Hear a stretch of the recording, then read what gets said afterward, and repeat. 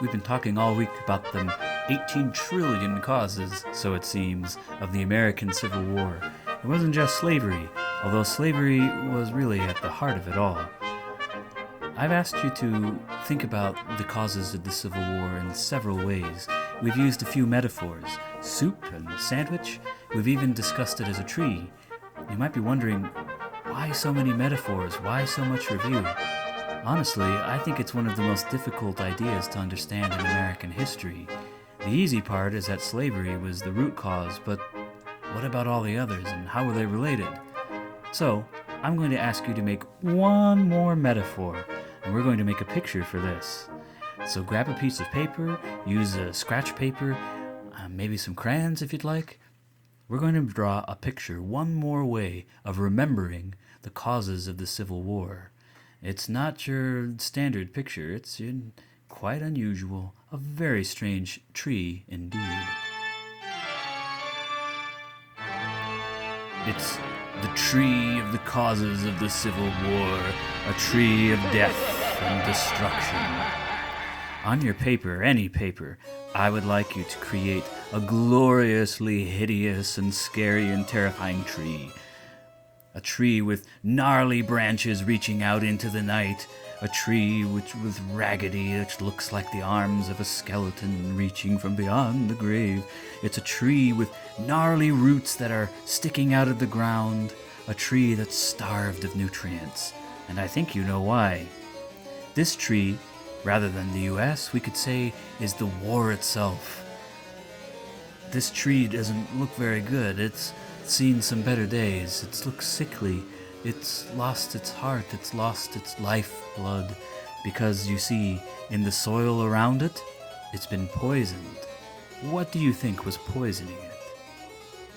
Its roots have been poisoned with slavery. This is the Civil War causes tree. I want you to draw some gnarly branches like the tendrils of Medusa's hair, snakes writhing around, creeping out from the poisoned soil. These roots, they represent slavery. Slavery, you see, was the root cause. If slavery hadn't been there, then the Civil War might have never happened.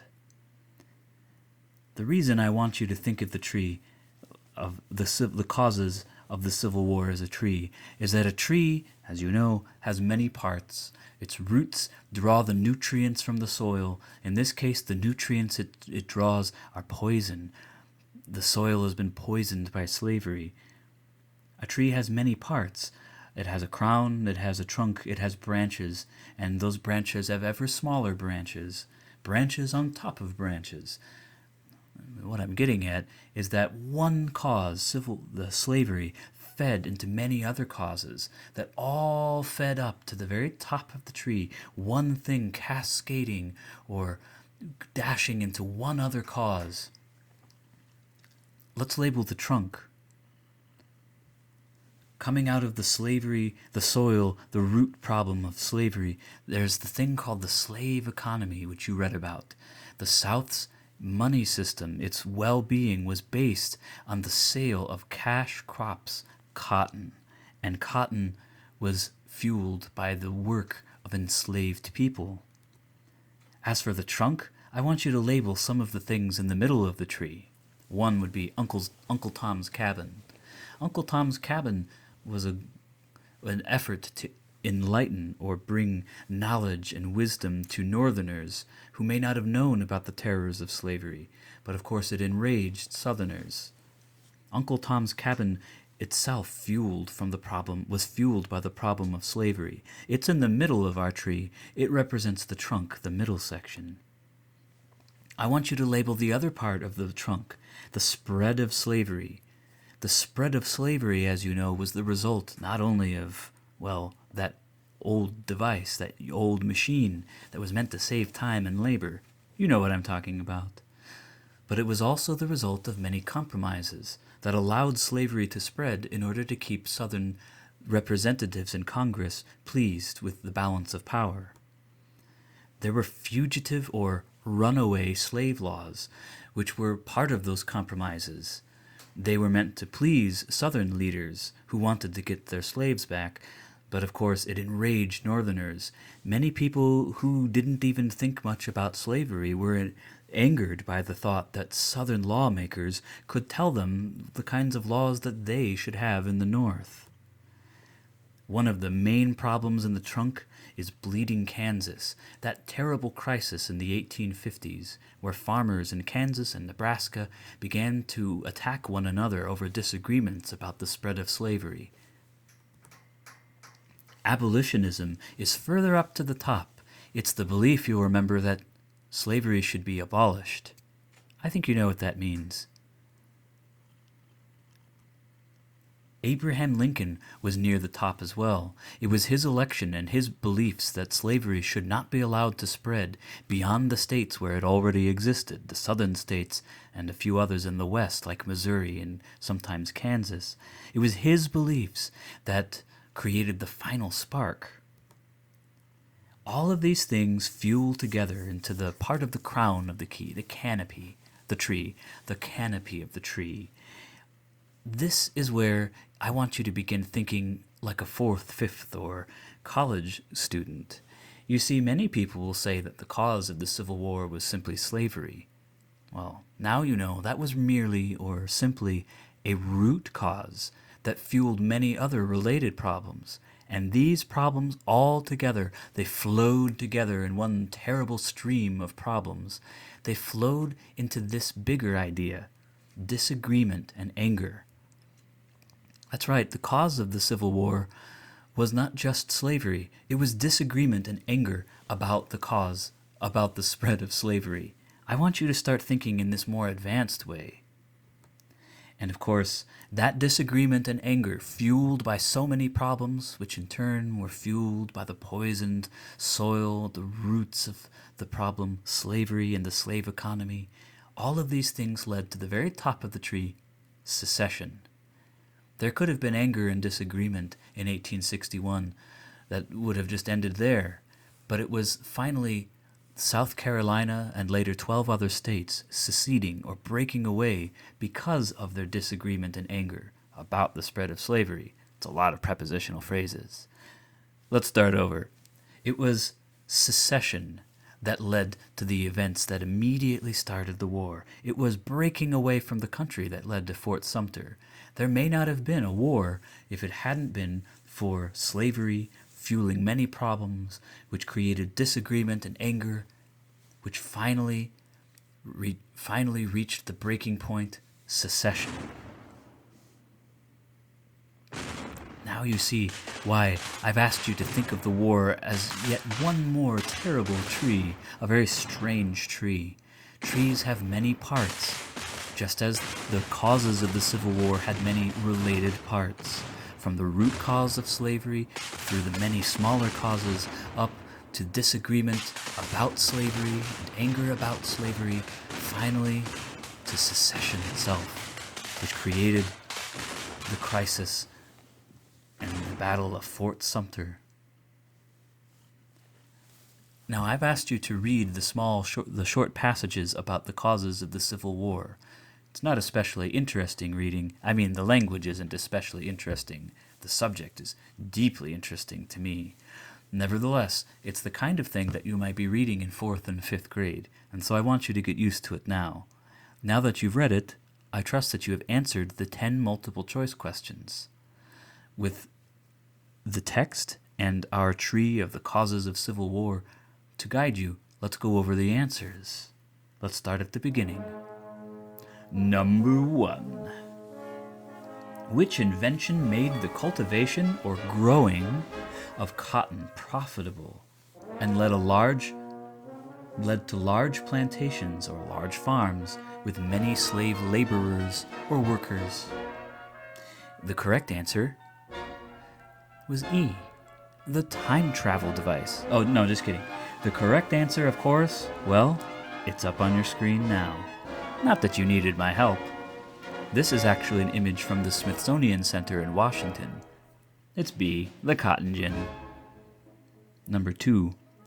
Who wrote Uncle Tom's Cabin?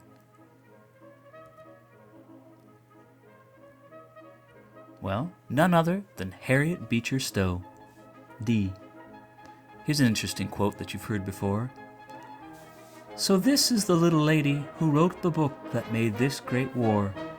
Who was it whose unusually high-pitched voice, unusual for his height, who've made that quote famous? That's none other than Abraham Lincoln, who met with Harriet Beecher Stowe during the war. Which law required citizens to return runaway slaves to their owners? This primary source shows us an advertisement describing the new law that's none other than the fugitive or runaway slave laws. Which of these people was not an abolitionist? Think to yourself, what's an abolitionist? What does an abolitionist want to abolish? Get rid of? The answer is this person, D. Stephen A. Douglas. No relation to Frederick Douglass. If you've been in speech and debate with Mr. Ross and Mrs. Sow and me, you might recall that we discussed Lincoln-Douglas debates. You see, Stephen Douglas and Abraham Lincoln debated on two separate elections, one in Illinois and one to become president of the U.S. And, of course, at the top of their list of things to debate or discuss was none other than the spread of slavery. Douglas was certainly not an abolitionist. Although he didn't much care for slavery, he certainly tolerated, or was found acceptable, the spread of slavery, much as James Buchanan had in 1856. Number 5. Which abolitionist led an attack on Harper's Ferry and called for a slave rebellion or uprising? That was none other than John Brown, seen here with his very intense eyes in an old kind of photograph called a daguerreotype, one of the earliest kinds of photographs. This illustration from Harper's Weekly, no relation to Harper's Ferry, a magazine from the time, shows what eventually happens to that slave rebellion. Union forces, in part commanded by a man named Robert E. Lee, stopped John Brown and his small army of slaves. Most of them were killed, and as for John Brown, he himself was executed by hanging. But of course, he became a hero to many Northerners. Number 6. Which conductor?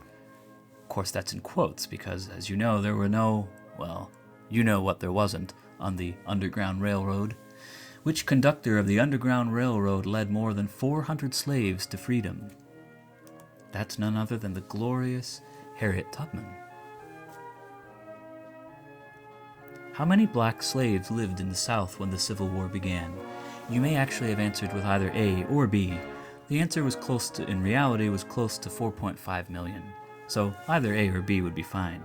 But here's another interesting question. How could we possibly know how many people there were in the U.S.? And how many of them owned slaves? We might know from this primary source. Think to yourself, what is this document from 1850? It's something that's happening right now. Your parents may have actually filled out this form already. It's none other than the U.S. Census.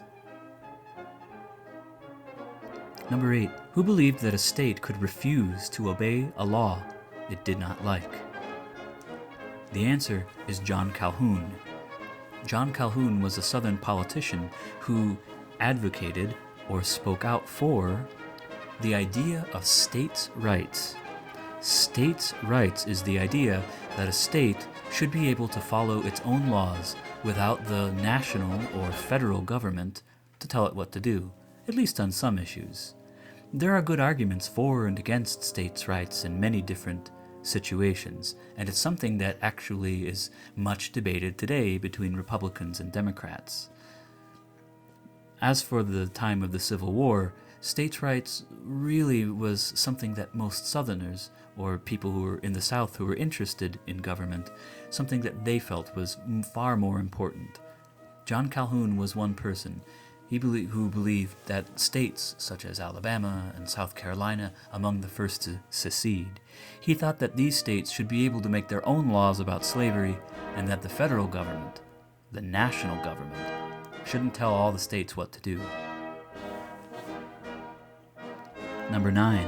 An abolitionist is a person who, well, the answer to this depends on your knowing the difference between support and oppose. Support, I think you know, means going with something. Opposing would be the antonym. To oppose something means to go against it. So the answer would be C, opposes slavery. Let's look at some of these abolitionists. Here's the author of The Liberator, a magazine. This is William Lloyd Garrison, who famously burned the U.S. Constitution in protest. He thought that document was deeply flawed because it didn't have anything in it banning or going against slavery. Harriet Beecher Stowe, too, was an abolitionist who advocated or called for the end or abolition of slavery. She, you might recall from a few moments ago, was none other than the author of, yeah, you know what it is. But of course, there's my favorite abolitionist.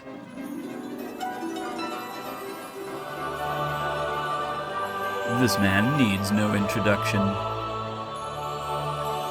Finally, number 10.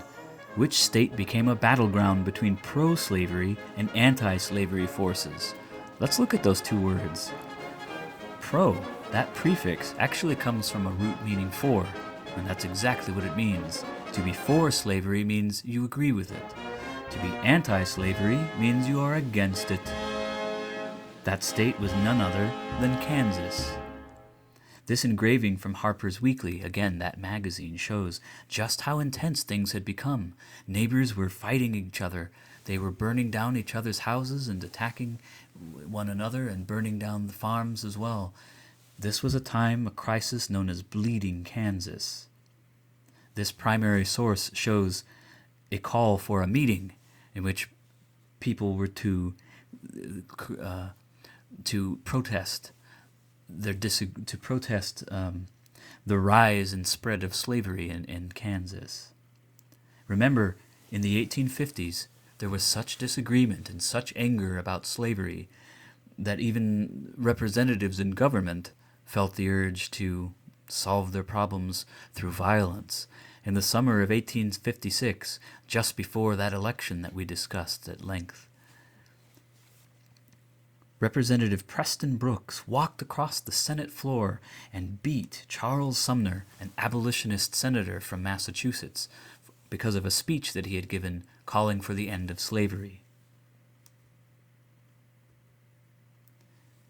This was a very difficult time, and it was among all of these problems that Abraham Lincoln became president in 1861. That was his inauguration, his first day on the job, and within a few days, the United States would be at war. Here he was delivering his first speech, speaking of unity or coming together as a nation. But many Southerners couldn't get past an idea that he had said many times before, that slavery should not be allowed to spread into the West, that the United States could not be a democracy and have slavery. Think about what it was like for Lincoln. This comic from the time shows two people that you've seen already. There's Abraham Lincoln, of course. He's unmistakable. Who is that figure painted in a very unflattering or unkind way? That's actually James Buchanan. Remember him? The 15th president of the United States. Here he is in this comic from 1861, holding a ball or a skein. This ball, in this metaphor, represents the United States, the Union, the feeling of being together as one country. Take a look at his hands. He's kept the ball together, of course, but look at the state that it's in. It's all tangled up. Sure, the country had come together, had remained together despite its many disagreements about the spread of slavery. The country had stayed together, and here he is passing it off, this union, to Abraham Lincoln.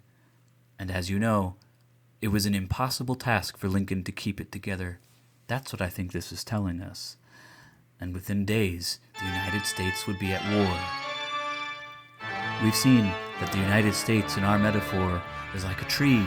The Civil War was like a tree, a terrible tree of death and destruction. And at its roots were slavery and the slave economy.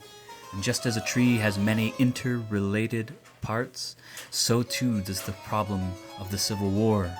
From the poisoned roots came the spread of slavery, bleeding Kansas, fugitive or runaway slave laws, many efforts to end slavery through abolition, books like Uncle Tom's Cabin. Then, finally, all of these things led to Abraham Lincoln's election. And from his election, all of these things flowed together into a big canopy, the top of a crown of the tree, here representing disagreement and anger about slavery. That's the more advanced answer I want you to use. The cause of the Civil War wasn't just slavery, but disagreement and anger about its spread. All of these things led to secession, or the breaking up of the country. Think one last time. Why not say that slavery alone was the cause of the Civil War? The reason for it? The United States had had slavery from the very beginning, and yet there hadn't been a civil war until the secession of 1860. That's why I want you to speak about the anger and disagreement about slavery in those final days that led to that first battle, the Battle of Fort Sumter. We've covered a lot this week. You now have several ways of thinking about the many causes of the Civil War. Next week, we'll look at the war itself, not just its causes. I hope you've enjoyed learning about this challenging subject. Next week, we'll actually look at the difficulties of running the war itself, and you'll get to see a side of Abraham Lincoln that you may not have thought about before. Have a wonderful weekend, and you'll be hearing from me next week.